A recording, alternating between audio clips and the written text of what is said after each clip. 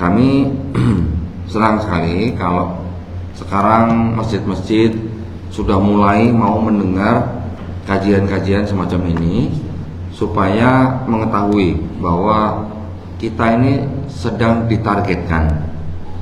Kita semua tidak terkecuali. Cuman kita nggak tahu aja kapan kita nanti didatengin sama misionaris-misionaris itu. Bisa di pasar, bisa di kantor, bisa di supermarket, bisa di mana aja. Ya, saya juga sering dimintain tolong orang tua yang anaknya mau murtad atau bahkan sudah murtad, hanya gara-gara ketemu pendeta di depan minimarket. Nanti, nauzubillah mujalik, ya kita tidak pernah tahu kapan rumah kita diketuk-ketuk sama orang. Ketika orang itu ketuk-ketuk, mereka memberikan brosur, buku, barang cetakan atau apa, yang ujung-ujungnya akhirnya mengajak kita untuk masuk agama mereka. Itu masih terjadi, Pak, masih banyak. Sekarang bukan cuma orang Indonesia saja yang ketuk-ketuk pintu. Di Malaysia sekarang sudah mulai ketuk-ketuk pintu tuh orang-orang Barat. Di Lombok saya belum lama terima laporan yang banyak membaptiskan orang Islam di sana juga orang Barat, turis-turis malah. Ya, misionaris-misionaris yang menyamar menjadi turis. Gitu. Itu sekarang sedang modus, gitu, ya.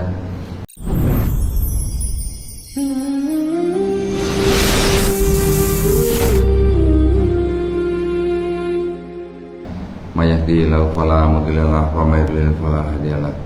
Asyhadu la ilaha illallah wahdahu la syarikalah wa asyhadu anna Muhammadan abduhu wa rasuluh. Allahumma sholli wa sallim wa barik ala sayyidina Muhammadin wa ala alihi wa sahbihi ajmain. Amma ba'd. Alhamdulillah, senang sekali saya bisa berada di Masjid Al-Furqan, ya, masyaallah. Jalan apa nih Pak? Gatot Subroto, Pak, ya. Alhamdulillah. Ini masjid atau musola, Pak? Masjid, ya. Waduh, berarti yang kemarin saya lihat musola itu musola apa ya? Lebih besar dari ini. Alhamdulillah, tapi senang sekali saya akhirnya bisa berbagi pengalaman dengan saudara-saudara muslim di Bali. Ini pertama kali saya bisa berbagi, gitu ya. Alhamdulillah. Mungkin buat bapak-bapak yang belum pernah tahu nama saya Dondi Tan. Saya keturunan Tionghoa, makanya Tan itu adalah marga saya. Nah, kalau marga itu bahasa Hokkiennya tuh Se, Pak. Jadi saya Dondi setan, gitu, Pak. Bukan seton, Pak, ya, setan.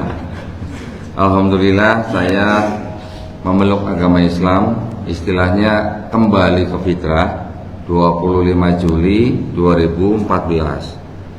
Setelah 7 tahun sebelumnya, papa saya duluan yang masuk Islam. Ya, jadi ketika papa saya masuk Islam, kami dari keluarga Kristen itu ya sedikit kaget, cuman tidak yang sampai histeris gitu ya. Setelah itu tapi saya jadi mengamati Islamnya. Saya tahu papa saya mungkin waktu itu masuk Islam karena pergaulan, ya. Tetapi ketika saya mengamati Islam, yang saya amati ternyata muslimnya, orangnya, bukan ajarannya. Jadi saya butuh waktu agak lama gitu, kurang lebih 5 tahun cuma mengamati muslimnya aja gitu. Nah, kalau pas ketemu muslim yang baik ya kesannya baik. Ketika ketemu muslim yang agak bagaimana ya jadi kesannya kurang baik gitu ya. Namun alhamdulillah kira-kira 2 tahun sebelum saya mengucapkan 2 kalimat syahadat, qadarullah saya menonton videonya almarhum Syekh Amir Didat. Ada yang tahu ya, Pak, ya? Semoga Allah merahmati beliau. Beliau itu kan seorang dai yang karismanya luar biasa dari Afrika Selatan, yang mana ceritanya itu kan kecil itu dia dibully oleh misionaris-misionaris, tetapi ketika dia sudah menjadi seorang dai, dia yang mengejar-ngejar misionaris-misionaris itu ya untuk diajak debat gitu.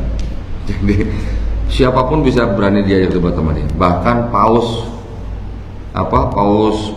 yang di Vatikan pun diajak debat gitu. Sudah disurati beberapa kali, cuman menjawab 1 kali, tapi setelah itu tidak ada jawaban. Nah, memang luar biasa perjuangan beliau sampai umur yang cukup usur ya, 80-an kalau nggak salah. Beliau mempelajari sebuah buku yang akhirnya dia pakai untuk berdebat dengan banyak sekali pendeta, dan banyak yang masuk Islam karena dakwah beliau. Ternyata termasuk saya. Ya, dia tidak pernah tahu orangnya sudah meninggal, videonya masih diupload di YouTube. Saya menonton, alhamdulillah saya menyambut hidayah.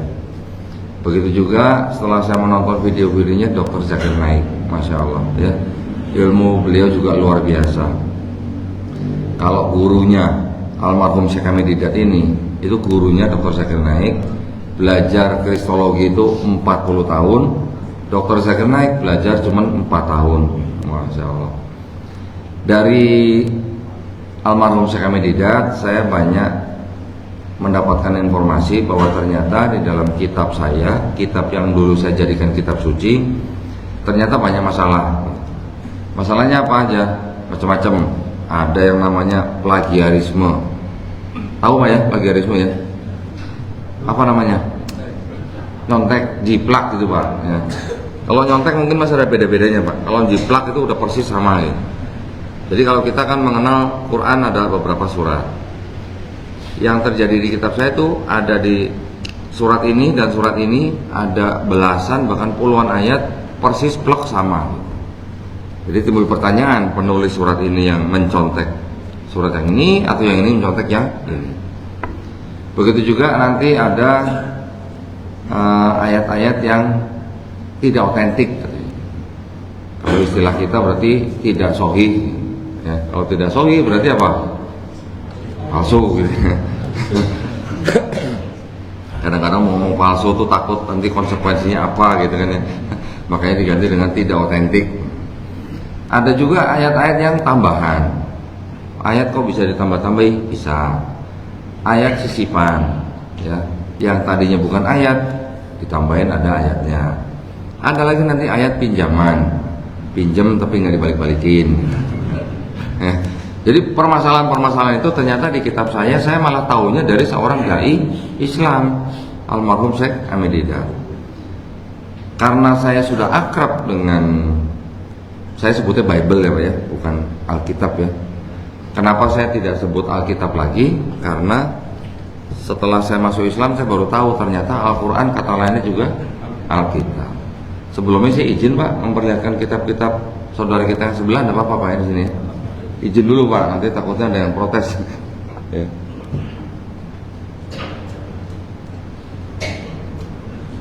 Bentar Pak.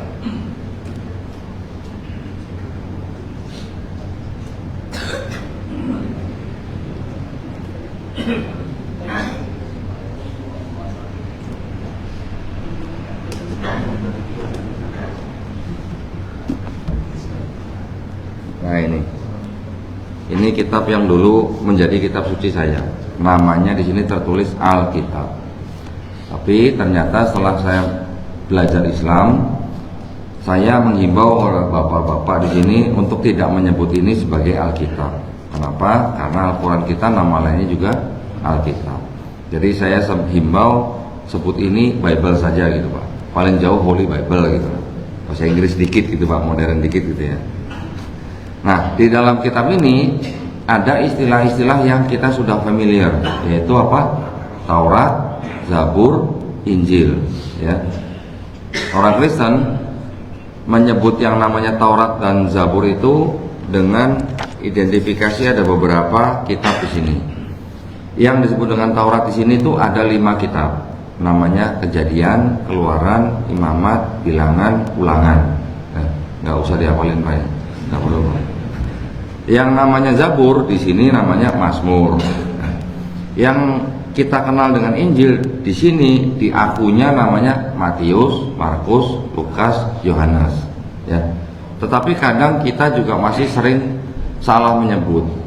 Banyak juga orang Islam yang menyebut satu kitab ini dengan sebutan Injil, gitu ya. Itu tidak tepat Pak. Ya. Mereka selain membuat kitab ini dengan istilah nama-nama mereka, ada yang nama-nama bahasa Ibrani, ternyata mereka juga bikin kitab yang istilah-istilahnya tuh istilah-istilah Islami. Ada yang begitu Pak. Nih, saya tunjukin Pak. Sayang ini tulisan emasnya sudah pudar, jadi saya tunjukin tulisan yang di dalamnya aja. Nah,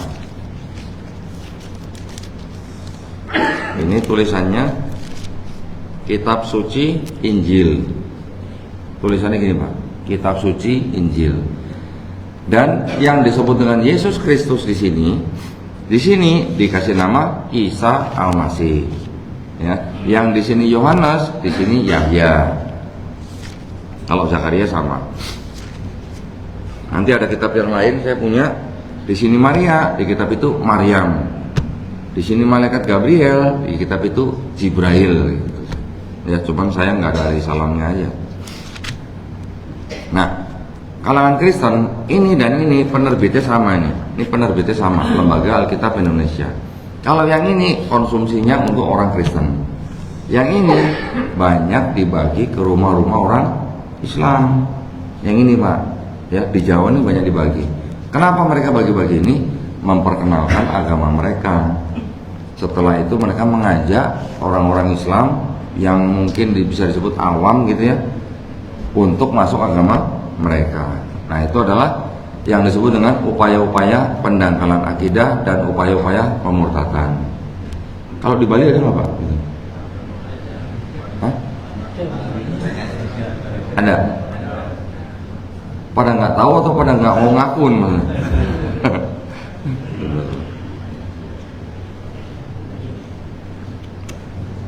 Saya yakin ada ya, cuman mungkin tidak terlihat jelas gitu ya, karena memang mereka bergeraknya tuh seperti orang gerilya gitu. Nah, saya setelah masuk Islam 2014, saya bergabung dengan sebuah yayasan, yaitu Yayasan Pembina Mu'alaf At-Tauhid, pusatnya di Surabaya. Yayasan ini visi misinya memang selain membina para mu'alaf, juga menempuh jalur perang pemikiran Pak. Perang pemikiran itu apa? Ya boleh sebut langsung debat gitu lah. Ya, perang pemikiran. Alhamdulillah saya waktu itu memang setelah bersyahadat sempat 2 tahun itu karena saya ingin berdakwah gitu ya. Cuman karena saya belum becus, saya menerjemahkan video-video debat yang ada di luar negeri Pak. Orang di luar negeri ternyata lebih bebas berdebat dibandingkan kita di sini. Ya, mereka tuh bisa berdebat di sebuah taman yang besar, ngomong udah bebas sebebas-bebasnya lah mereka. Pokoknya asal nggak mukul nggak ditangkap polisi. Itu video-video debatnya saya terjemahkan. Dan ternyata yang berdebat di situ tuh nggak orang-orang sembarangan, orang-orang yang terpelajar. Bisa dari semua kalangan, ada yang dari Islam tentu saja, Kristen tentu saja, 2 kelompok ini yang besar, tapi juga ada yang Hindu, ada yang Syiah, ada yang Sikh, dan macam-macam. Cuman yang paling mendominasi memang orang-orang Islam dan Kristen.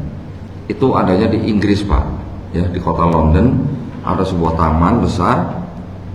Di pojokan taman itu ada tempat disebut Speaker's Corner, nah sudut pembicara gitu mungkin ya. Di situ memang orang berdebat sebebas-bebasnya. Kalau di Indonesia kayaknya belum bisa kayaknya Pak. Kalau di Indonesia ada seperti itu mungkin udah jotos-jotosan mungkin.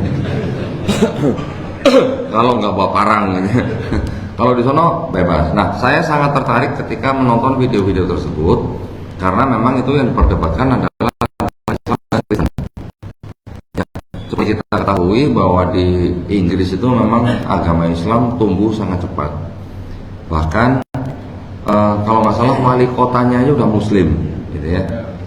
Bahkan sekarang ada sebutan di Inggris di kota London itu Londonistan, gitu. Iya benar, untuk sebutan orang-orang Muslim di London, gitu, ya.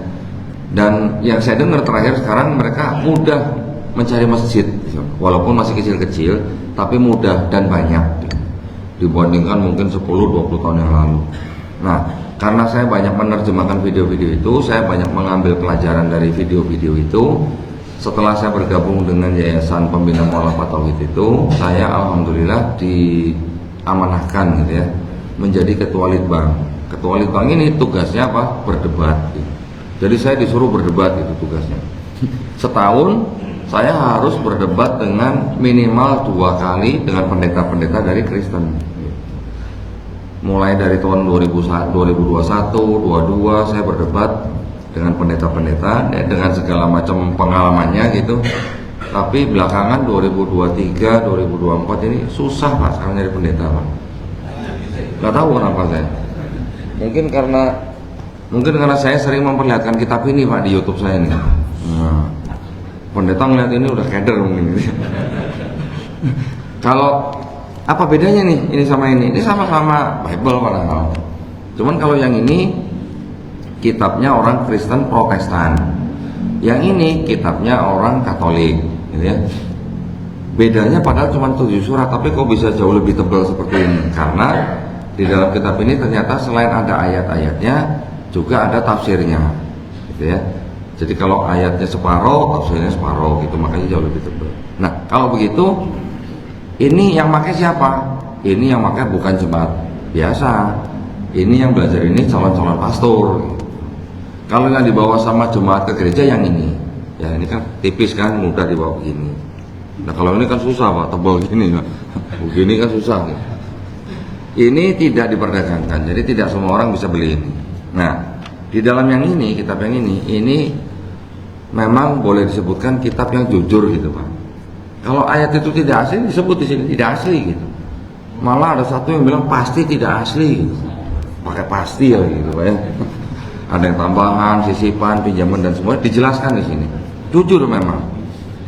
Nah, saya mungkin karena sering memperlihatkan ini, sekarang jadi susah nyari pendeta untuk debat. Agak nyesel ini selalu ikut saya mau saya mana pokoknya saya jaga-jaga kalau ketemu pendeta. Karena dengan ini ketika saya berdebat dengan seorang pendeta yang saya anggap akademis gitu ya, karena tidak semua pendeta tuh akademis Pak. Kebanyakan pendeta tuh pintar dan jago dalam akrobat kata-kata maksudnya Pak ya. Mereka sangat-sangat pintar membuat narasi-narasi yang muternya kemana, larinya kemana, ditanya apa, jawabnya apa, seolah-olah menjawab tapi sebenarnya tidak menjawab. Tapi saya maunya cari pendeta yang akademis, yang jujur gitu. Pernah saya menemukan salah seorang pendeta senior, umurnya kurang lebih udah 70 tahunan. Dia titlenya sudah master ya. Ketika saya berdebat dengan dia, jadi sambil nanya saya sambil pegang ini gitu. Ini kayak buat takut-takutin gitu lah. Pak, 1 Yohanes 5 ayat 7 itu firman Tuhan bukan Pak? Karenanya begitu. Karena yang kita perdebatkan kitab mana yang firman Tuhan. Dia mempertahankan bahwa kitab dia adalah firman Tuhan. Tapi ketika saya nanya sambil pegang ini, Pak, 1 Yohanes 5 ayat 7 firman Tuhan bukan? Dia berani sebut bilang bukan. Begitu dia bilang bukan, nah yang nonton kan jadi tepuk tangan, gitu kan? Kenapa? Karena dia tahu memang ayat itu adalah ayat sisipan. Setelah itu kan saya tinggal tanya, kalau begitu kitab yang Bapak pegang di meja itu kitab suci bukan? Dia berani bilang bukan. Lah yang nonton yang orang saudara-saudara muslim kan jadi pada tepuk tangan gitu. Nanti di sini ada sebuah surat, namanya surat Ibrani, itu tidak diketahui siapa yang ngarang. Ya, kalau disebut ini kitab suci, ada satu surat di sini yang tidak diketahui siapa yang ngarang. Gimana mau disebut kitab suci gitu? Dia jujur dan dia ngeliat ini. Kalau dia berani bilang itu firman Tuhan, saya lebih mudah malah tinggal saya buka, saya suruh kameramen zoom gitu. Semua yang nonton di YouTube bisa lihat, bisa nonton, bisa baca. Nah, jadi sekarang sih alhamdulillah ya, saya mungkin mengambil jalur yang sedikit berbeda. Kalau guru-guru kita dulu ya, ada almarhum Ustadz Insan Mokoginta, mungkin ada yang tahu ya. Masya Allah, semoga juga Allah merahmati beliau. Juga ada Ustadz Nababan kalau ada yang tahu ya. Ada mungkin dulu Ustazah Irena Handono, tapi saya nggak tahu apa beliau berdebat atau tidak. Yang saya tahu yang sering berdebat itu yaitu 2 orang tadi, sama Ustadz Munzir Situmorang kalau nggak salah. Itu juga luar biasa. Yang saya perhatikan, ustadz-ustadz kita kalau berdebat dengan para pendeta, yang diperdebatkan tidak jauh dari urusan apa? Yesus Tuhan atau bukan gitu kan. Betul kan? Yang di luar negeri juga begitu. Yang diperdebatkan biasanya urusannya teologis gitu, atau akidah, Yesus Tuhan atau bukan gitu. Saya memperhatikan debat-debat seperti itu pada akhirnya atau pada ujungnya itu biasanya ya lakum dinukum waliyadin gitu. Mereka mau menyembah apapun dan siapapun kan itu hak mereka. Kita mau menyembah Tuhan kita juga hak kita. Jadi ketika memperdebatkan akidah atau teologis, ujung-ujungnya lakum dinukum waliyadin. Nah, saya mengambil jalur yang disebut dengan jalur kritik teks gitu. Nah, salah satunya adalah dengan memegang ini. Ketika saya bisa membuktikan di dalam kitab ini ada ayat yang tidak asli, nah, saya tinggal mikir deh ini kita suci atau bukan. Saya yang satu tujuh begitu. Banyak akhirnya jadi banyak saudara-saudara kita yang dari kekristenan datang ke studio kami sendiri.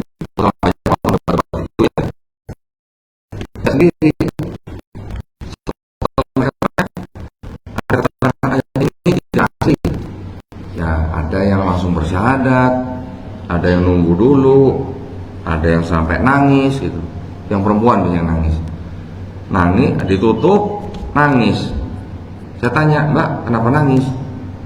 Jadi saya selama ini dibohongin sama gereja ya? Loh, oh bukan saya yang ngomong ya, Mbak sendiri ngomong gitu. Tetapi memang itulah karena kitab ini tidak untuk diperdagangkan, makanya tidak semua jemaat itu tahu gitu ya.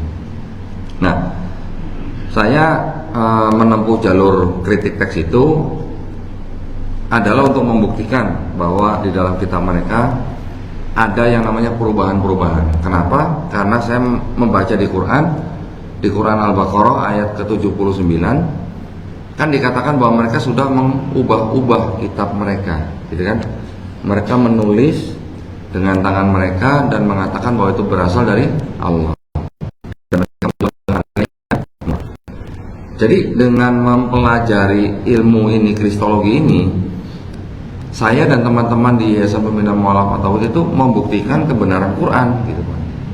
Sampai saya kumpulkan begitu banyak Bible, sehingga saya bisa buktikan di tahun ini kata-katanya ini, tahun ini kata-katanya beda, tahun ini kata-katanya lain lagi. Jadi memang yang ditulis di sini adalah bahasa Indonesia, yaitu bahasa terjemahan.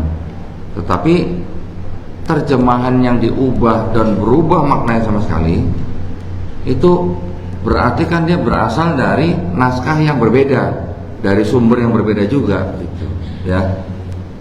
Nanti kalau bapak-bapak misalnya mau ada yang mau dalemin, bisa paham maksud saya apa. Nah, ketika kita sudah mulai masuk ke dalam kritik teks, itu para pendeta itu biasanya udah sulit untuk menangkal atau membantah gitu ya. Kalau hanya urusan teologi, Yesus Tuhan atau bukan, oh mereka bisa berakrobat sedemikian canggihnya gitu.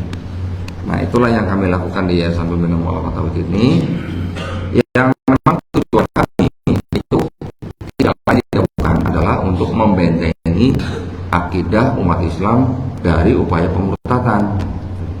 Jadi kami mendekati pesantren, memberikan kajian-kajian seperti ini. Kami juga mengajar di sekolah tinggi ilmu agama Islam, yang mana mahasiswa-mahasiswanya tuh berasal dari semua daerah di Indonesia. Jadi kami harapkan ketika mereka pulang, mereka bisa menjaga akidah umat Islam di daerah masing-masing. Saya mengajar di sebuah sekolah tinggi ilmu dakwah Muhammad Nasir di Jakarta, yang mana mahasiswanya tuh semuanya berasal dari luar daerah ya. 2 tahun pertama mondok di kampus, 2 tahun kedua mereka harus tidur di masjid sebagai marbot atau imam. Nah, mereka itu yang belajar kristologi, pulang baru mereka menjaga akidah umat Islam di sekitar mereka. Alhamdulillah, beberapa lama yang lalu ada salah satu mahasiswa saya yang udah pulang ke daerahnya mengirimkan video sedang mensyahadatkan orang. Masya Allah, alhamdulillah ya. Baik, nah jadi izin Pak, benar.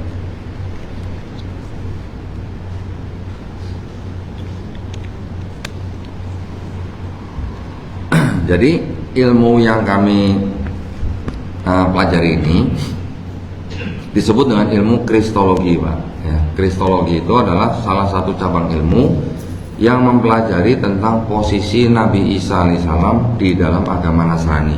gitu ya, posisinya. Orang Kristen menyembah Yesus atau Isa sebagai Tuhan.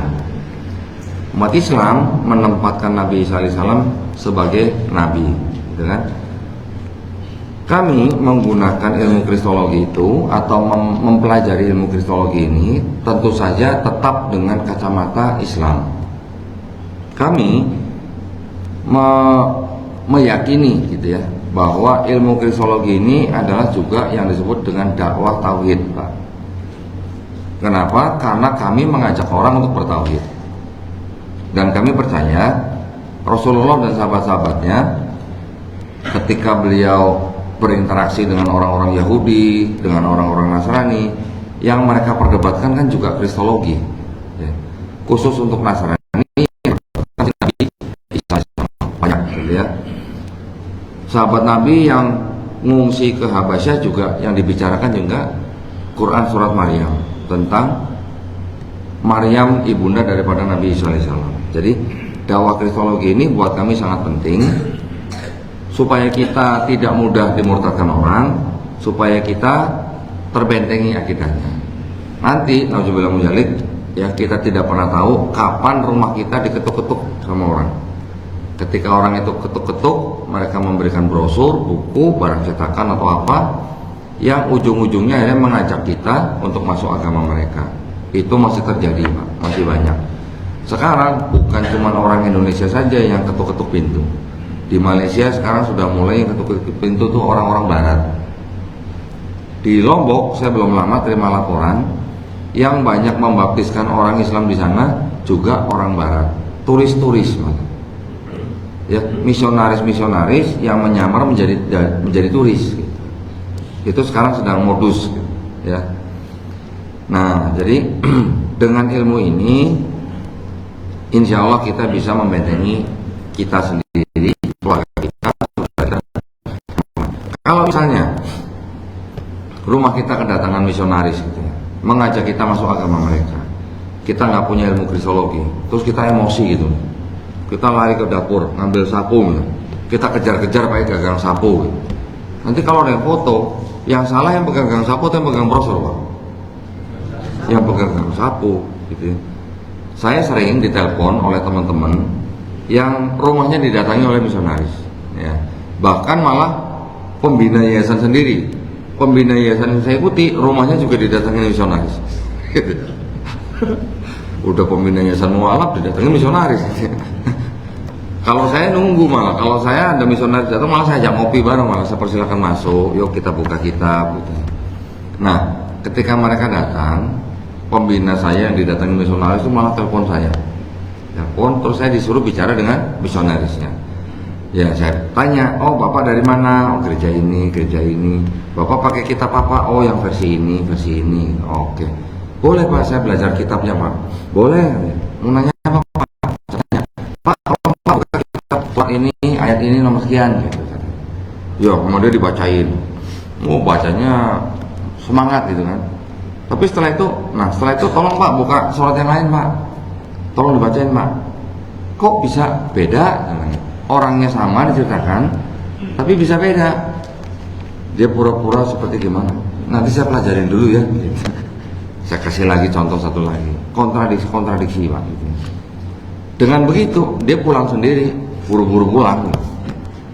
Kalau kita bisa buktikan di dalam kitab mereka banyak kontradiksi, otomatis mereka kan pulang sendiri, itu nggak berani datang lagi misalnya. Nah, kontradiksi-kontradiksi yang ada di seluruh kitab ini saya rangkum Pak, saya buatkan tabel gitu. Nah, tabelnya jadi berupa seperti bentuk 4 kolom gitu ya. Untuk satu isu ini, ayat ini bunyi begini, ayat ini bunyi begini, ayat ini bunyi begini, ayat ini bunyi begini. Itu saya rangkum dalam sebuah buku.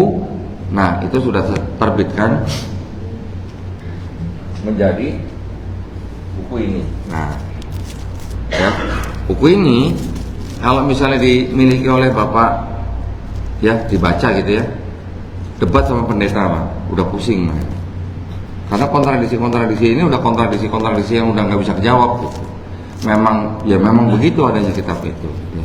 Dulu ketika saya masih Kristen, saya juga baca Pak, kitab ini saya juga baca. banyak saya baca, walaupun mungkin nggak semua ya. Tapi orang Kristen biasanya bacanya kan urut dari depan ke belakang. Biasanya orang baca dari depan sampai sini, berhenti, yang depan udah lupa. Nanti baca yang ini sampai sini, yang sini udah lupa. Gitu kan biasanya begitu. Tapi ketika yang perbedaan-perbedaan itu saya rangkum jadi satu tabel, saya bandingkan satu-satu, kita nggak perlu menafsirkan ini, kita udah tahu, oh itu ada kontradiksi. Ya, itu yang saya lakukan di dalam buku ini. Ya. Nah, jadi itu yang kami perjuangkan di dalam Yayasan Pembina Mu'allafat Tauhid ini. Dan alhamdulillah sekarang dakwah kristologi memang sudah mendapat perhatian, Pak, ya. Mendapat perhatian dari kalangan Kristen yang mungkin juga mereka tidak terlalu taat begitu, dan mereka mendapatkan kebenaran-kebenaran di dalam Quran. Banyak yang datang ke tempat saya, ya. Tetapi yang datang ke tempat saya bukan cuma orang Kristen yang mau belajar ini, Pak. Juga banyak orang Islam yang bawa suami, bawa istri, atau bawa anak yang mau murtad, atau yang bahkan sudah murtad. Itu juga banyak. Nah, jadi mereka juga mungkin sudah sadar gitu lah ya, melihat oh ternyata di dalam agama mereka kitabnya bermasalah. Nah, saya menerima semuanya. Banyak juga orang tua yang mengirimkan anaknya sekolah ke luar negeri, pulang-pulang murtad. Karena di luar negeri kan sangat bebas gitu ya. Bahkan sampai ada yang anak putrinya sekolah di luar negeri, pulang-pulang sudah murtad.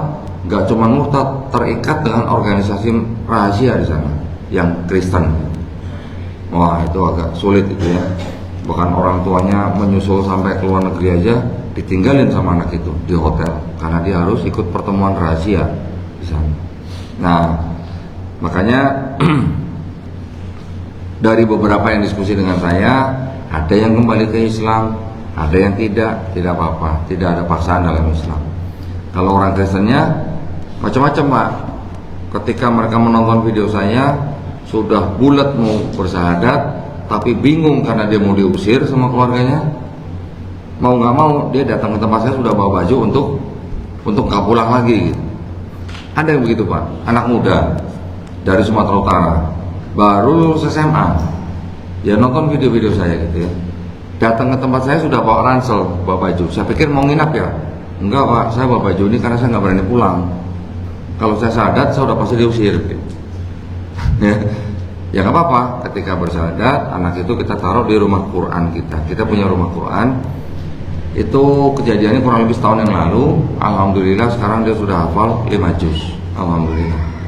Nanti ada lagi yang begini, anak muda dari Pematang Siantar naik pesawat terbang sampai Jakarta, datang ke studio saya, ngobrol setengah jam, bersyahadat, terbang lagi ke Pematang Siantar. Saya tanya, ngapain kamu syahadat jauh-jauh ke Jakarta gitu? Emang di sana nggak ada masjid itu? Ada masjid kok, cuman Pematang Siantar itu kota kecil katanya. Kalau saya syahadat di masjid mana aja, orang tua saya pasti tahu. Banyak yang begitu, Pak. Nanti dari Kudus, dari Semarang, mau bersyahadat tapi nggak berani atau nggak mau ketahuan orang tuanya. Nah, ketakutan itu yang memang ya pengaruhnya tuh sampai begini, Pak.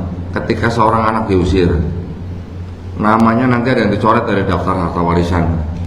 Wah, istilahnya tidak bisa menikmati apa yang mereka dapat dari keluarga besar. Bahkan ada satu mualaf saya dari Bandung, itu orang tuanya cukup berada, punya hotel, punya perusahaan besar, punya rumah sakit. Ketika anaknya masuk Islam, saya syahadatkan di Darut Tauhid, dibuang sama keluarganya. Ikut saya 6 bulan, Pak. Jadi udah kayak gembel gitu lah. Ya udah ikut saya aja kemana-mana, kita dakwah kemana-mana. Setelah 6 bulan, tiba-tiba dia menerima WhatsApp, Pak, dari mamanya. Kamu di mana? Dia tunjukin ke saya. Saya baca begitu, Pak. Saya langsung suruh dia pulang ke Bandung dari Jakarta. Pulang ke Bandung. Nah, ngapain kok? Cium tangan nyokap. Dia bilang, cium tangan mamanya. Dia bilang. Ya. Langsung istilahnya, ya gimana? Nama Tuhan nggak ada bekas kan ya. Alhamdulillah. Setelah dia ikutin apa yang saya suruh, orang tua sudah mulai menerima. Sekarang sudah baik dengan orang tuanya. Tapi ada juga Pak, sampai ada yang 8 tahun, ada yang sampai 10 tahun, tetap aja nggak diterima di rumah mereka. Masih ada yang begitu. Pulang sudah bawa anak, masih aja diludahin sama mamanya, suruh pergi. Masih ada yang begitu Pak. Ya, jadi memang dinamikanya orang-orang yang masuk Islam itu memang macam-macam, dan ada yang ekstrim juga. Sampai ada yang dipasung malah. Ya, sampai dipasung. Di Bali saya nggak tahu apakah kalau Pak Haskoro di sini ya yang mengetuai Mualaf Center Indonesia Peduli, saya nggak tahu, mungkin kurang lebih juga sama. Pernah seorang perempuan dari Semarang datang ke tempat saya minta izin, kok boleh nggak saya foto-foto gitu, Bible-nya ini, apa ini? Loh, mau ngapain? Saya penasaran pengen baca sendiri gitu. Nah, boleh, silakan datang. Datang dia foto ini, dia foto macam-macam itu. Pulang-pulang, setelah pulang dia bikin apa? Dia bikin karya tulis Pak, 35 halaman. Saya pikir, wah kamu bikin karya tulis membuat apa? Buat berdebat sama papa saya Pak. Jadi selama 2 bulan setelah dia datang tempat saya, berdebat sama orang tuanya sendiri. Orang tuanya petinggi gereja. Ya. Setelah 2 bulan tidak ada titik temu, si perempuan ini datang lagi ke studio saya untuk bersyahadat. Bahkan ketika dia jalan sedang on the way ke studio saya aja, itu aja masih berdebat di WhatsApp gitu Pak. Ya, itu ya memang sudah resiko yang diambil gitu ya. Bahkan ada juga yang begini. Belum lama nih Pak ya. Ini suara saya kok jadi serak terus ini.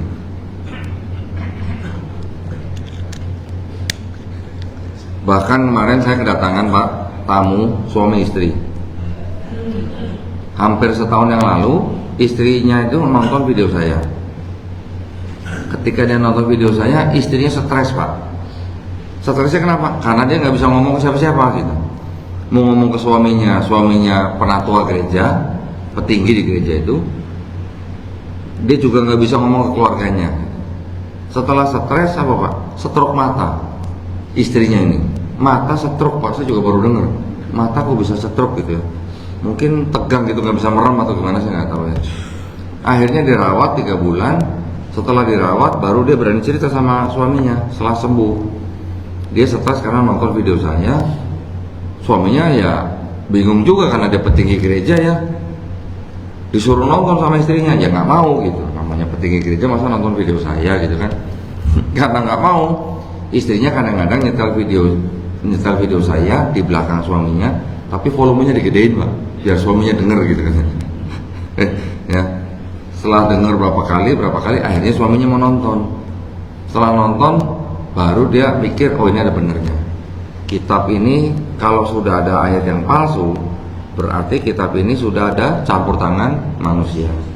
Nah, akhirnya penatua gereja itu bikin surat pengunduran diri Pak, dari gereja gitu ya.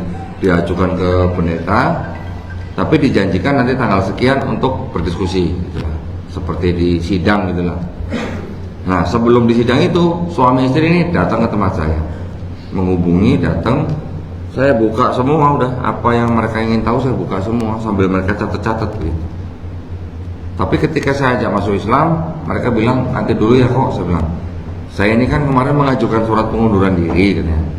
Saya pengennya setelah surat itu saya sudah lepas dari gereja baru saya bersyahadat. Oh silakan, semoga dilancarkan gitu ya. Benar, jadi dia datang kembali ke pendetanya, diskusi, apa yang dia catat di studio saya kasih lihat ke pendetanya. Pendetanya nggak bisa jawab. Sudah, ada dia keluar, besoknya datang lagi untuk bersyahadat. Suami istri itu langsung. Alhamdulillah, gitu ya. Ada juga sekarang permasalahannya, ya ini positif juga. Banyak juga yang datang ke saya, suami istri yang sudah lama nikah tapi beda agama Pak. Banyak yang begitu, ya. Sekarang pengajian-pengajian juga sudah banyak di media sosial. Jadi sekarang mereka sudah tahu gitu bahwa nikah beda agama tuh nggak boleh ya. Islam yang paling keras gitu untuk nikah beda agama. Tetapi yang paling banyak melakukan malah orang Islam. Betul ya? Ada sebuah lembaga, bukan lembaga negara, bisa memfasilitasi orang Islam nikah beda agama. tapi tidak tercatat di catatan sipil, berarti tidak tercatat oleh negara. Ada yang begitu Pak, datang ke saya. Ya alhamdulillah karena sudah di medsos sudah banyak informasi, akhirnya banyak yang memberi ultimatum gitu kepada suami atau istrinya. Nah kalau nggak mau masuk Islam terpaksa kita cerai. Banyak yang begitu. Ya sudah, berarti saya harus diskusi dulu nih dengan suami atau istrinya. Bisa berjam-jam Pak itu kalau diskusi itu. Buka sono, buka sini, buka sono, buka. Dan tidak cukup, kebanyakan tidak cukup sekali datang nih. 2 kali datang, 3 kali datang, bahkan ada yang 5 kali datang baru syahadat, ada yang begitu. Itu yang kami lakukan di studio kami di Jakarta. Nah, jadi kami senang sekali kalau sekarang masjid-masjid sudah mulai mau mendengar kajian-kajian semacam ini supaya mengetahui bahwa kita ini sedang ditargetkan. Kita semua tidak terkecuali. Cuman kita nggak tahu aja kapan kita nanti didatengin sama misionaris-misionaris itu. Bisa di pasar, bisa di kantor, bisa di supermarket, bisa di mana aja. Ya, saya juga sering dimintain tolong orang tua yang anaknya mau murtad atau bahkan sudah murtad hanya gara-gara ketemu pendeta di depan minimarket. Nah, saya sebenarnya datang ke Bali ini kemarin itu karena diundang oleh Pak Haskoro dari MCIP yang dihubungi oleh satu keluarga yang anaknya murtad, masih kelas 2 SMA, murtad. Dari mana? Wah, itu pergaulan medsos ternyata sangat berbahaya ya, dan resikonya tinggi.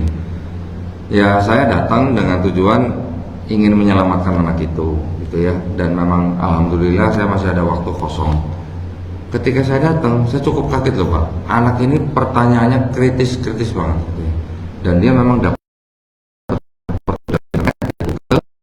yang memang disebarkan oleh kalangan orientalisme. Pernah dengar Pak ya, orientalisme ya, kalangan yang belajar tentang budaya timur, yang memang juga belajar agamanya gitu, termasuk agama Islam, di mana mereka tujuannya adalah untuk mendiskreditkan dan juga menghancurkan, tapi dari dalam gitu Pak. Alhamdulillah pertanyaan-pertanyaan anak itu ke saya jawab semua. Alhamdulillah juga kitab-kitab ini juga saya sodorkan kepada dia. Dia murtadnya ke agama Katolik. Nah, ya. Diskusinya berapa Pak? 5 jam Pak, diskusi sama anak itu. 5 jam sama anak SMA loh. Anak ini pintar benar, anak ini pintar. Alhamdulillah ketika pergantian tahun baru dia bersyahadat ulang. Alhamdulillah. Kemarin semalam ya, MCIP membuat acara di sebuah kafe, mengundang orang-orang yang juga bukan Islam, silahkan datang gitu ya. Ada satu orang Kristen datang. Ketika ada orang Kristen datang di tempat acara Islam, kita malah mempermudah dia untuk belajar. Kita mempersilahkan dia untuk bertanya gitu kalau ada pertanyaan. Saya bilang yang muslim sabar dulu, silakan yang belum muslim tanya dulu gitu. Ya, saya sebutnya belum muslim Pak, insya Allah mereka jadi muslim gitu Pak. Kalau kita sebut non Islam itu udah pasti nggak selamat gitu kan. Alhamdulillah setelah acara berdiskusi sambil makan bersyahadat. Alhamdulillah. Bahkan belum lama, kira-kira 2 minggu atau 3 minggu yang lalu, saya diundang di sebuah masjid kajian subuh seperti ini.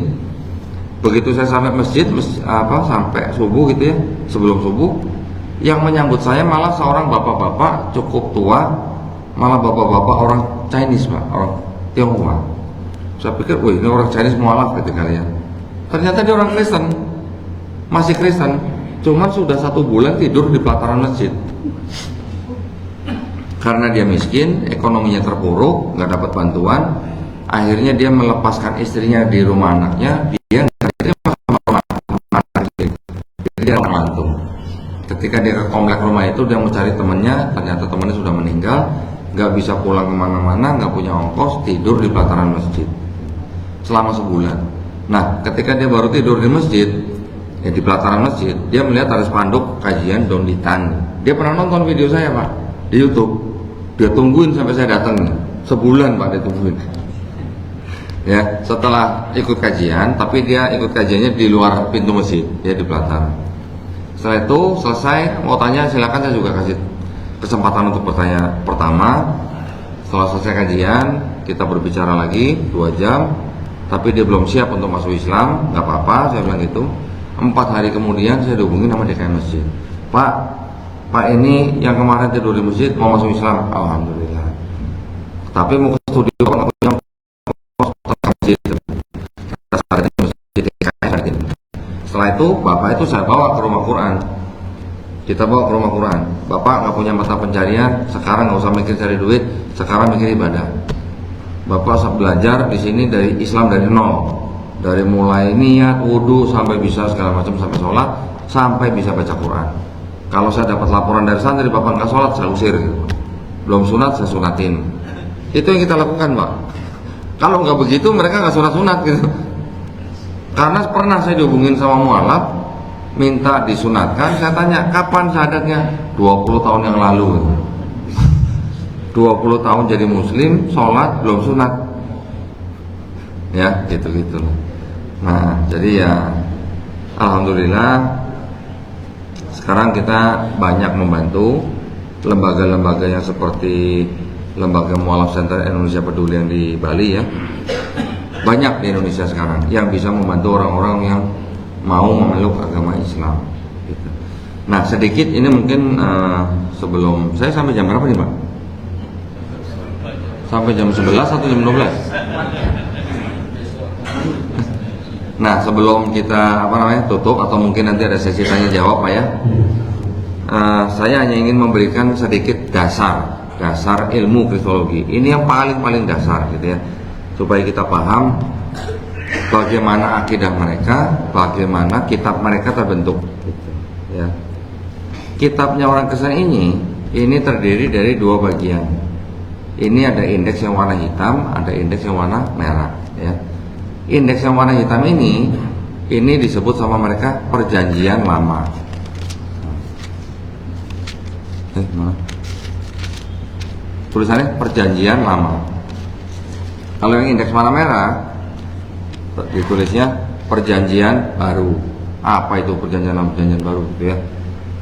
Perjanjian Lama itu ternyata kumpulan kitab-kitab yang berasal dari kitabnya orang Yahudi. Ya, nah, kok bisa? Bisa. Ternyata Kristen itu yang menciptakan juga orang-orang Yahudi, Pak. Nah,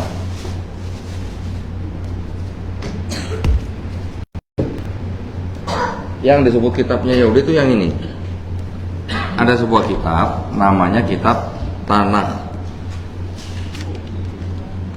Ya, tulisannya Tanakh, T-A-N-A-C-H. Tanakh ini singkatan, Pak. Singkatan apa? Torah, Nevi'im, Ketuvim.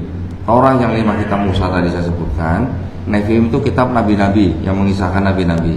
Ya, ada nabi siapa? Yeskiel, Yeremia, Yesaya, Hagai, Habakuk, Ayub, Yunus, Maliaki, dan sebagainya. Nanti kumpulan berikutnya kumpulan tulisan-tulisan. Ada kitab Mazmur yang kita kenal dengan Zabur, ada Ratapan, Amsal, dan sebagainya, Pengkhotbah dan sebagainya. Nah, ketiga kelompok kitab itu yang menjadi kitabnya orang Yahudi disebut Tanakh. Kitab ini ditulis dalam bahasa Ibrani. Ya, nah, tulisannya begini. Sama kayak huruf hijaiyah ditulis dari kanan ke kiri. Sama juga di sini sekarang juga menggunakan tanda baca. Kalau kita di bahasa Arab kita sebut dengan harokat, di sini disebut dengan nikut. Ya. Kitab ini disusun kira-kira tahun 450 sebelum Masehi, sebelum ada Yesus, Pak, sebelum ada Nabi Isa alaihissalam. Kemudian kitab ini diterjemahkan dari bahasa Ibrani ke bahasa Yunani. Jadi ini. Ini kitab namanya kitab Septuaginta. Ketika sudah diterjemahkan menjadi bahasa Yunani, karena memang di daerah situ ya, Mesir, Israel, Persia, itu memang semua daerah itu dikuasai oleh bangsa Yunani pada waktu itu ya. Kira-kira 250 tahun mereka di bawah kebudayaan Yunani, sehingga mereka perlu kitab yang pakai bahasa Yunani. Yang memerintahkan untuk menerjemahkan ini raja di Mesir, ya, raja boneka Yunani yang ada di Mesir, namanya Raja Ptolemy II. Nah, ketika kitab ini sudah jadi diterjemahkan, kitab ini beredar terus Pak, sampai Nabi SAW hidup, bahkan sampai diangkat, bahkan sampai abad kedua, abad ketiga, abad keempat. Kitab ini terjemahannya namanya diresensi gitu Pak. Resensi itu artinya apa? Dikritik terjemahannya. Oleh siapa? Oleh orang-orang Kristen yang sudah tumbuh, yang baru tumbuh di abad pertama, gitu ya. Orang-orang Kristen mengubah-ubah terjemahannya, diubah-ubah supaya apa? Supaya sesuai dengan doktrin mereka. Nah, orang Kristen itu kan sudah punya kitab sendiri, yang ini. Yang ini itu sama dengan yang perjanjian baru yang tadi saya bilang ini. Nah, itu sebenarnya ini. Ini 27 kitab sama dengan ini. Kitabnya orang Kristen ini ditulis kira-kira pertengahan abad pertama sampai abad kedua. Di akhir abad keempat, terjemahan ini yang sudah selesai direvisi terjemahannya, ini ditempel sama kitabnya orang Kristen. Enak Pak ya suaranya. Ini yang jadi kitabnya orang Kristen. Terus masalahnya di mana gitu dengan kitabnya orang Yahudi? Masalahnya apa? Masalahnya setelah yang ini terjemahannya diubah-ubah, yang ini sekarang menjadi seolah-olah berbicara tentang Yesus di kitab yang ini. Padahal kalau kita tanya sama orang Yahudi, ada nggak nubuat buat Yesus di sini? Nggak ada, nol, nihil gitu. Tapi setelah terjemahannya diubah-ubah, jadi seolah-olah meramalkan atau menubuatkan Yesus di kitab ini. Itu masalahnya. Itu makanya baru terjadi perpecahan antara Yahudi dan Kristen. Yang menciptakan agama Kristen siapa? Orang yang bernama Paulus, bukan Yesus malah sebenarnya. Ya. Ini sejarah terbentuknya kitab mereka. Makanya sampai sekarang kalau orang Kristen di Israel sana yang mencoba misalnya mengajak orang Yahudi masuk agama Kristen, sama orang Yahudi diapain Pak? Diludahin. Ya, banyak di Israel sendiri banyak orang Kristen datang ke sana menginjili orang-orang Yahudi untuk masuk Kristen. Itu banyak Pak. Ya.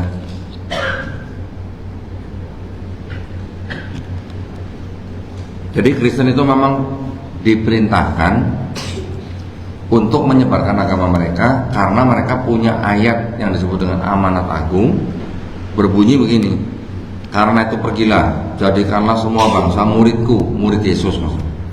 Baptislah mereka dalam nama Bapa dan Putra dan Roh Kudus.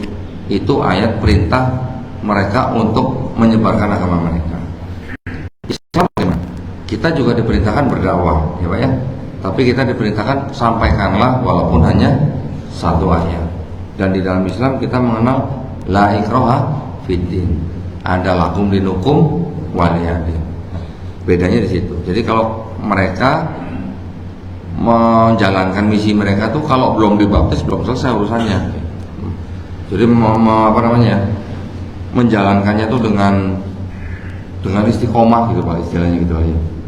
Kalau Bapak-bapak buka di website, klik joshuaproject.net gitu Pak. Itu adalah websitenya orang Kristen yang memonitor misi mereka. Nanti kalau udah buka, cari aja negara Indonesia.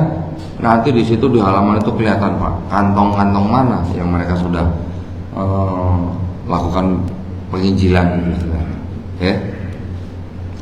Nah, terus ini tadi sudah ya, berarti separohnya kitab Kristen itu adalah berasal dari kitabnya orang Yahudi. Masalahnya karena mereka sudah mengubah-ubah terjemahannya seolah-olah jadi ini berbicara tentang Yesus di sini. Nah, ini diterjemahkan ke bahasa Latin, Jerman, Inggris dan sebagainya sampai ke bahasa Indonesia.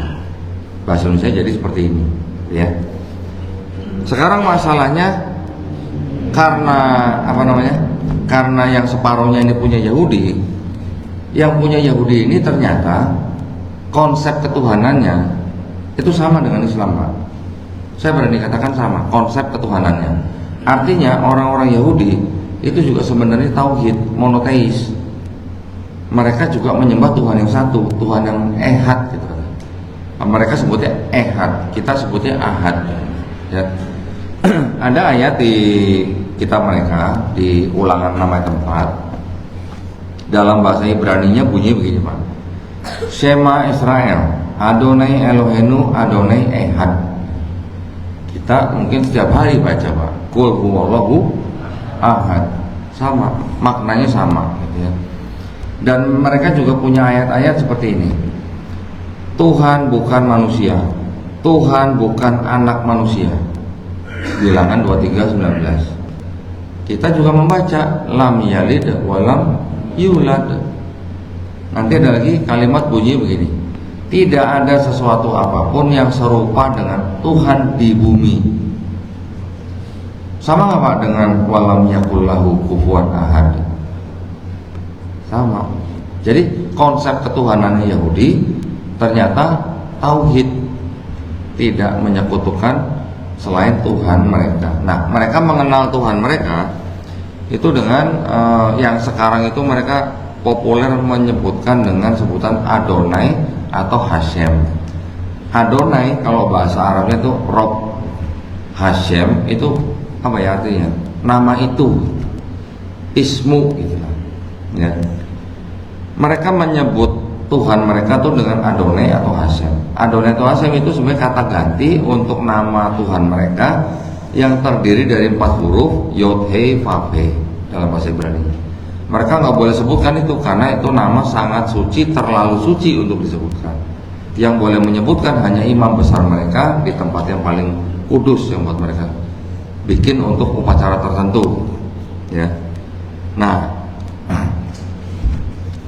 konsep ketuhanannya, jadi saya bilang tadi tauhid. Mereka juga mengenal nama-nama Tuhan itu ada yang mirip-mirip dengan nama-nama Islam. Mereka mengenal nama Tuhan itu dengan El, Eloh, Eloah, Elohim, El Shaddai, Yod-Heh-Vav-He, dan Zebaoth. Nah, yang paralel dengan nama kata Allah di dalam Islam itu adalah yang Eloh, kan mirip Eloh, El itu nama Tuhan. Makanya ada nama Israel, kita Israel gitu kan. Israel artinya ya Tuhan tertawa gitu. Atau Tuhan tertawa, bukan. Israel itu artinya Tuhan telah menang gitu. Jadi Nabi Yakub alaihissalam itu kan disebut dengan Israel. Ada cerita di sini Nabi Yakub bergumul dengan Tuhan dan menang gitu. Makanya diganti namanya dengan Israel. Ya ini tradisi Yahudi ya. Nanti ada lagi Ismail. Itu El itu adalah sebenarnya kata ambil dari kata nama Tuhan. Nah, tadi saya sebutkan konsep ketuhanannya ternyata sama dengan Islam. Konsep keselamatannya bagaimana? Di Islam kita mengenal bahwa selama mulut kita memelihara la ilaha illallah, dari semua dosa kita insya Allah masuk surga dengan rahmat Allah SWT. Di sini juga sama. Dengan bertobat, berhenti berbuat kejahatan, belajar berbuat kebaikan,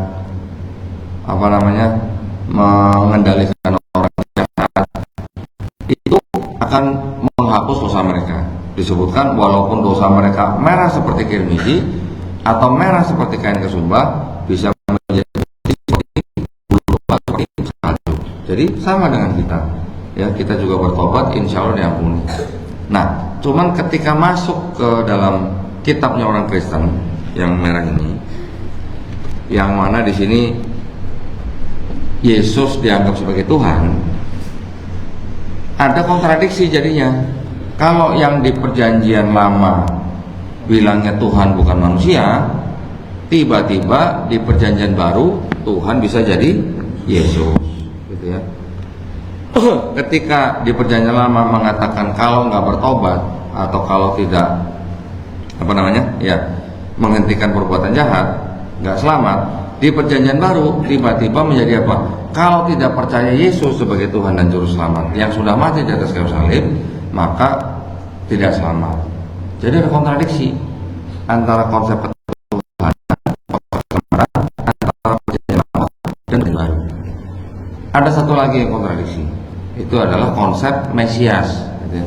Mesias itu apa? Mesias itu kalau kita kenal dalam bahasa Indonesia itu Kristus ya. Kristus bahasa Indonesia, Christ bahasa Inggris, Christos bahasa Yunani, Mesias bahasa Ibrani. Bahasa Aramaiknya the Mesiho. Bahasa Arabnya apa? Al-Masih. Jadi Isa Al-Masih itu sebenarnya sama dengan Yesus Kristus gitu ya. Cuman konsep Mesias itu antara orang Yahudi dan orang Kristen itu yang berbeda. Itu yang menjadikan terpisahnya agama Yahudi dan Kristen ya. Orang Kristen kan bilang bahwa Mesias itulah yang dijanjikan di dalam perjanjian lamanya orang Yahudi. Karena apa? Karena Yesus adalah anak Daud, keturunan Daud. Tapi orang Yahudi punya standar yang lebih spesifik.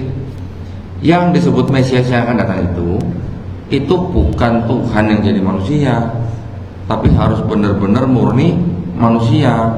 Harus keturunan Raja Daud melalui anaknya Raja Salomo, atau yang kita kenal Nabi Sulaiman alaihissalam.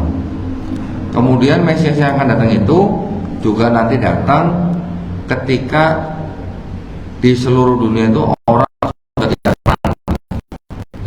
Ketika di seluruh dunia itu orang sudah mengenal Tuhan. Nah sekarang bagaimana? Masih ada perang, ya kan? Tidak semua orang masih kenal Tuhan. Orang-orang di pedalaman masih belum kenal Tuhan. Jadi menurut Yahudi, Yesus bukan Mesias yang dijanjikan karena tidak memenuhi syarat mereka. Syaratnya apa? Harus keturunan Daud melalui Salomo. Sedangkan di Kristen dicatatnya Yesus dianggap keturunan Daud tapi bukan dari Salomo. Karena Yusuf yang dianggap orang tua tirinya betul dia keturunan Daud, tapi Yesus bukan anak kandungnya. Jadi kalau bukan anak kandung, anak adopsi, orang Yahudi bilang sorry bro, nggak bisa masuk. Kira-kira gitu Pak. Nah itu adalah konsep Mesias yang berbeda antara Yahudi dan Kristen. Orang Yahudi juga bilang yang namanya Mesias itu nanti kalau datang, dia bukan datang menyelesaikan misi terus pergi terus datang lagi, gitu, bukan begitu. Datang cukup sekali selesai jadi raja bangsa Israel. Tapi kalau orang Kristen bilang, nulis kan Yesus sudah datang membawa misi, mati di atas kayu salib, bangkit dari ketiga, sudah diangkat, nanti akan datang lagi, kan begitu di Kristen. Di Islam juga kita, sebagian besar ulama kita berpendapat bahwa Nabi sallallahu alaihi wasallam kan akan datang lagi yang kedua kali, ya kan, untuk membunuh Dajjal, untuk mematahkan salib, untuk membunuh babi gitu. Ya ini artinya mungkin sebenarnya dua ini adalah urusannya dengan Kristen ya, yang kita pahami gitu ya. Tetapi kan Islam kan tidak menyembah Yesus atau tidak menganggap Yesus punya sifat ilahi. Tapi kalau Kristen kan Yesus itu nanti akan datang lagi sebagai Tuhan. Itu yang membedakan ya. Jadi tadi kita bisa melihat secara ringkas konsep ketuhanan di dalam kitab orang Yahudi yang sudah dijadikan separuhnya kitab orang Kristen. Konsep ketuhanannya kontradiksi dengan perjanjian baru. Konsep keselamatannya juga tidak sama dengan perjanjian baru. Konsep Mesiasnya juga tidak sama dengan perjanjian baru. Nah itulah tiga hal itu yang sangat-sangat mencolok yang bisa kita pelajari, bahwa di dalam kitab saudara-saudara kita itu ada masalah seperti itu. Ini belum ngomongin kontradiksi, belum ngomongin penerjemahan yang beda-beda dan sebagainya, gitu ya. Jadi itu yang mungkin bisa saya sampaikan sebagai perkenalan ilmu kristologi. Nanti kalau mau istilahnya mau belajar lebih dalam lagi, baru kita nanti bicara tentang kristologi secara tematik, gitu ya. Baik, saya mengucapkan terima kasih, banyak-banyak terima kasih atas undangan ke masjid ini. Saya juga mohon maaf jika ada kata-kata yang saya tidak berkenan. Yang salah datangnya dari saya, yang benar datangnya hanya dari Allah SWT ya. Saya berdoa semoga semuanya kita insya Allah menjadi golongan manusia yang mengikuti apa yang sudah diturunkan Allah SWT, dan insya Allah kita semua juga dijadikan golongan manusia yang menyaksikan keesaan Allah SWT ya. Saya serahkan kembali kepada apa di sini namanya DMI ya, atau apa DKM ya, Terima kasih. Akhir kata, wabillahi taufiq wal hidayah. Wassalamualaikum warahmatullahi wabarakatuh.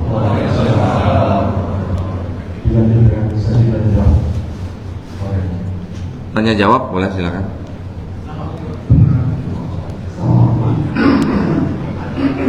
Assalamualaikum warahmatullahi wabarakatuh. Waalaikumsalam warahmatullahi wabarakatuh. Oh, yang nggak kelihatan.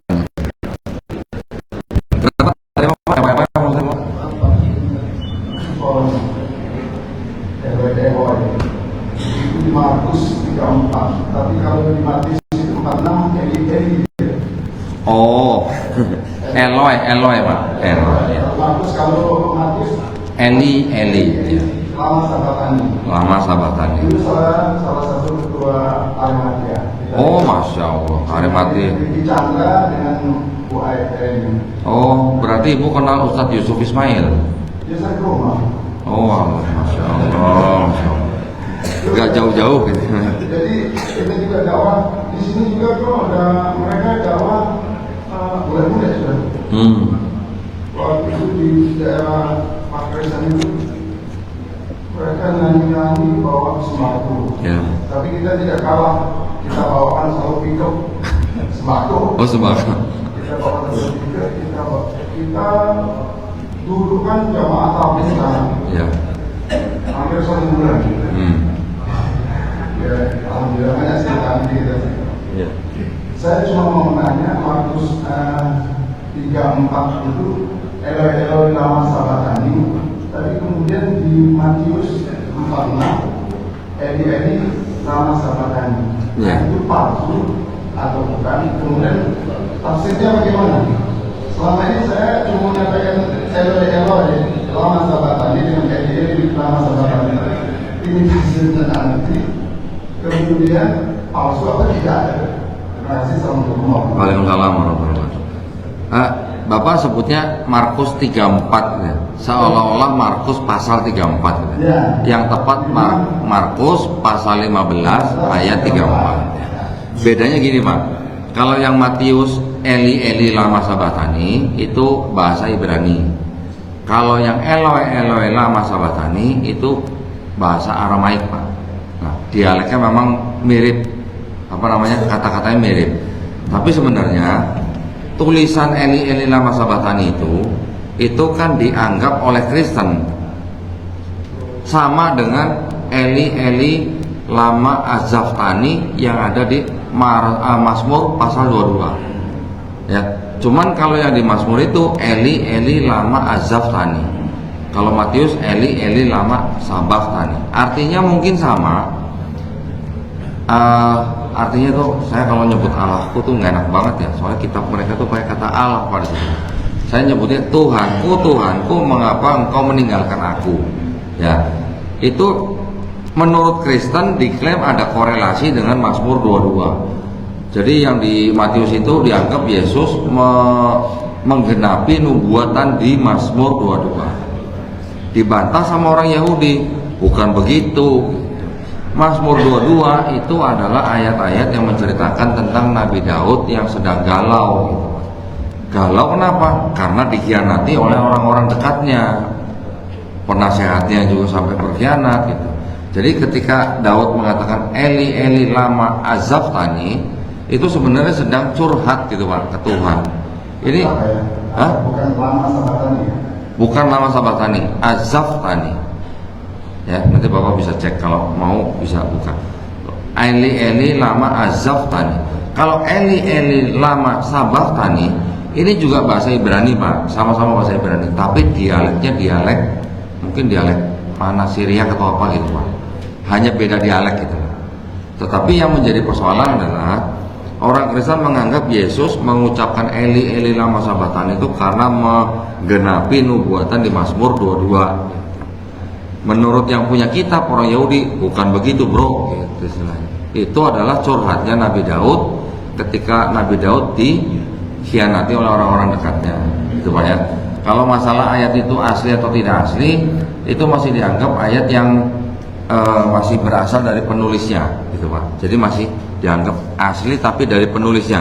Sebentar Pak ya. Mau tanya sedikit dong. Ya. kan Elisa, sahabat ini kan Allah tolonglah aku. Sedangkan Yesus sendiri kan katanya Allah itu kita sering orang itu. Apa benar? Oh ya, itu sih udah masuk ke teologi Pak ya. Itu juga memang gini Pak, kalau teolog Kristen mengatakan ketika Yesus disalib itu dia memang mati. Kenapa bisa mati? Karena dia sedang menjadi manusia. Yang menjadi manusia apa? Bapak? Bukan. Oh, mulai pusing nih Pak. Jadi mereka tuh teologinya begini Pak, akidahnya tuh begini. Yang menjelma atau menjadi Yesus itu bukan Bapa, tapi firman yang ada di dalam Bapa. Mulai pusing Pak. Ya. Kalau kita Islam mudah memahaminya Pak. Akidah di dalam Islam tentang Nabi Isa alaihissalam. Nabi Isa alaihissalam diciptakan hanya dengan apa? Kun fayakun. Ya kan Pak?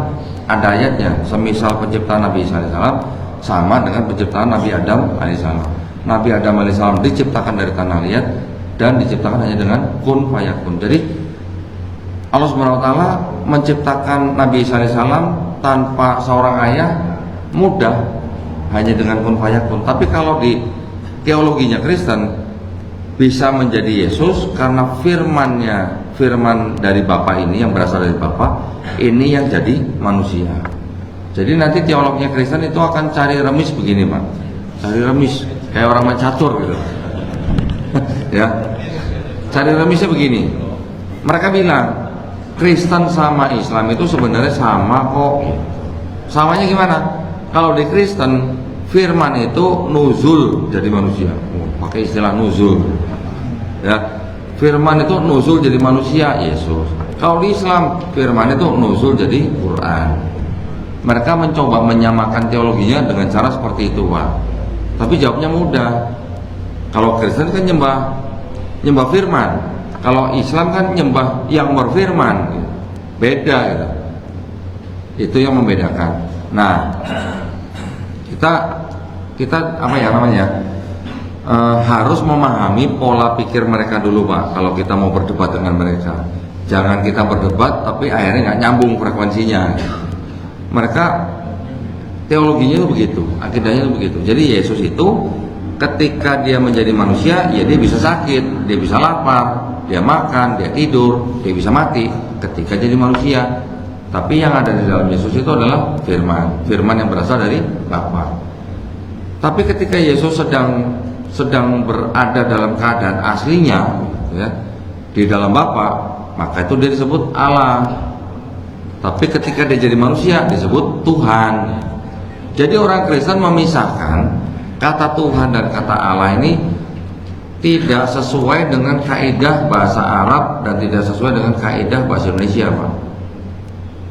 Dalam Kamus Besar Bahasa Indonesia, kata Tuhan itu adalah sesuatu yang diyakini, dipuja, disembah, ya, yang bisa disebut Maha Perkasa, Maha Kuasa dan sebagainya. Kata Allah di dalam Kamus Besar Bahasa Indonesia itu adalah nama Tuhan dalam bahasa Arab.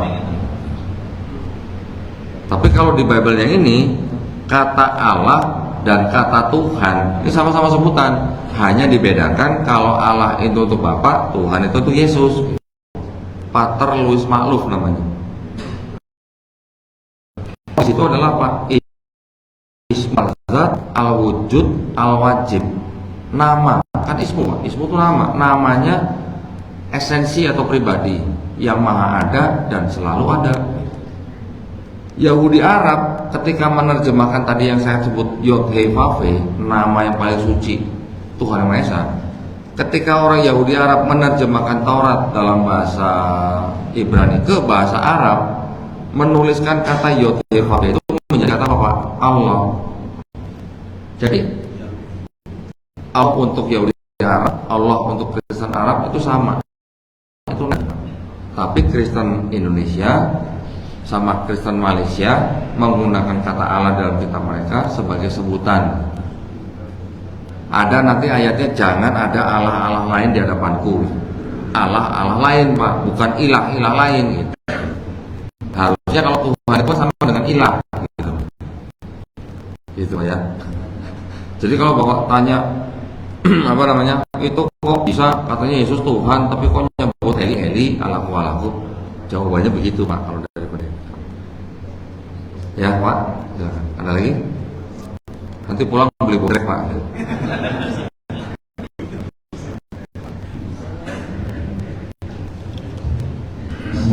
Assalamualaikum warahmatullahi wabarakatuh. Waalaikumsalam warahmatullahi wabarakatuh. Perkenalkan Ustaz, nama saya Sudiono. Saya lahir di Bali, yaitu tepatnya di satu desa, dan kebetulan di situ ada daerah Kristen, tepatnya Katolik.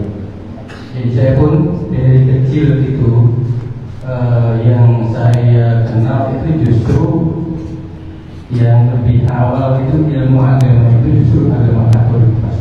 Oh. Dan sekarang yang mau saya tanya yaitu ada beban di diri saya sampai gemetar saja karena ini jadi beban di keluarga kami ya. Itu sampai saat ini ada satu anggota keluarga kami, yaitu kakak kami sendiri, kakak perempuan, itu masih artinya ada di luar kami, masih di Katolik. Berbagai cara sudah kami lakukan, ya mungkin dengan ketegasan kami ya. Itu sampai saat ini kami belum berhasil memberikan kakak saya itu. Jadi itu intinya. Mungkin mohon maaf ini kodarullah, ini adik saya kebetulan saya tidak janjian ada di sini. Oh, jadi gitu. mungkin adik saya bisa menambahi. Ya, Assalamualaikum warahmatullahi wabarakatuh. Benar apa yang dikatakan kakak saya. Kakak saya ini nomor saya masih 10. Jadi kami keluarga besar. Sedangkan kakak saya keluar itu sebenarnya ada 2. Yang satunya itu, tapi alhamdulillah dengan anak-anaknya pun sekarang sudah kembali ke. Alhamdulillah. Kemudian yang agak susah, ya kita selalu berdoa untuk kemudahan dari Allah. Sekarang ini masih belum bisa berhasil, dan saya pun sudah, kalau tidak salah sudah 3 kali berbicara seperti itu, namun belum bisa. Jadi mungkin di sini barangkali ada perhatian dari komite nanti bagaimana niatnya untuk mengajar. Gitu.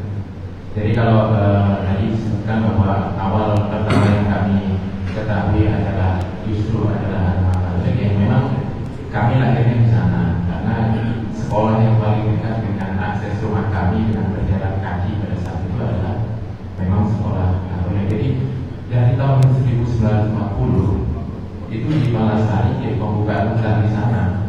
Jadi di Bali ini di Jemberana itu sebenarnya di daerah barat itu bukan asli Bali, makanya namanya Jimbarwana. Jimbarwana itu ada hutan yang sangat luas, jadi banyak di sana. Bahkan bagi kami itu yang buka hutan di sana. Nah, tahun 1940 sendiri orang Kristen sudah buka gereja di sana. Jadi sempat jadi gereja terbesar juga di daerah kami pada saat ini. Kami lagi pertama. Jadi intinya kami mohon saran atau masukan bagaimana kiatnya agar kami bisa secara taktis untuk bisa menarik kembali kakak kami. Ya, baik. Gini Pak ya, hidayah itu mutlak milik Allah Subhanahu wa taala. Ya Pak ya. Saya sendiri selalu menyerahkan kepada Allah Subhanahu wa taala ketika saya berdiskusi ataupun saya berdebat, saya hanya menyandarkan kepada izin Allah Subhanahu wa taala. Ketika Allah mengizinkan, orang itu bisa masuk Islam. Tapi ketika belum diizinkan, kita nggak bisa maksa, Pak. Ya Pak ya. Maka itu kan kita juga di dalam Islam kan tidak ada paksaan. Tapi untuk berdiskusi atau untuk mengajak saudara kita yang di luar Islam, kalau memang dia Katolik atau Protestan, kita harus mengetahui kondisi orang itu juga. Kondisi itu maksudnya gini Pak, kakaknya itu rajin ke gereja nggak Pak? Rajin baca Bible nggak Pak? Nggak tahu. Nah, kalau orang yang kita ajak diskusi itu paham dengan Bible-nya, itu biasanya lebih mudah Pak. Kalau dia tahu ada cerita apa aja di sini. Gitu. Tapi kalau dia sendiri kitabnya juga nggak tahu, kadang-kadang ngomong suka nggak nyambung gitu Pak nanti Pak. Kalau kiat saya begini Pak, dia pasti tahu, dia pasti ingat bahwa Yesus yang diceritakan dalam Bible ini ketika lahir 8 hari disunat. Yesus disunat, ya, diingat-ingat aja Pak. Yesus disunat di dalam Bible. Yesus juga puasa Pak di sini, ya. Kalau Yesus puasa di sini 40 hari, ya, terus Yesus juga sholat Pak. Sholat, ada sholat subuh pagi-pagi sebelum matahari terbit apa? Sholat subuh kan? Terus sholatnya sujud juga Pak di sini Yesus.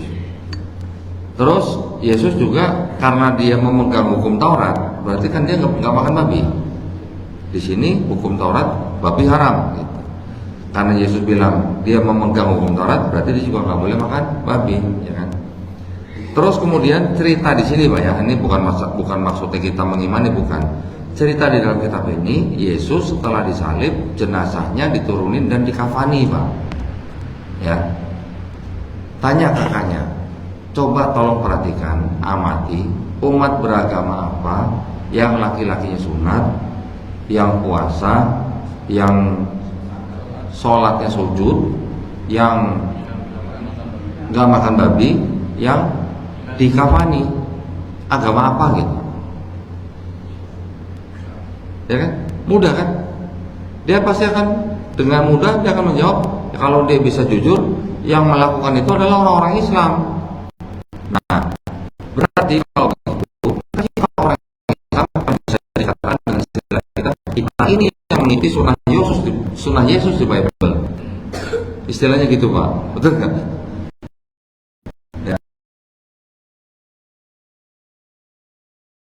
Coba amati, kenapa orang Islam kok malah mengikuti Yesus?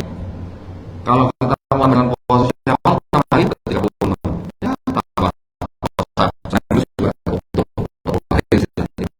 nggak jauh gitu. Kita mengikuti dalam hal apa? Syariat gitu, ya. Kita umat Islam sholatnya sujud, memang diperintahkan.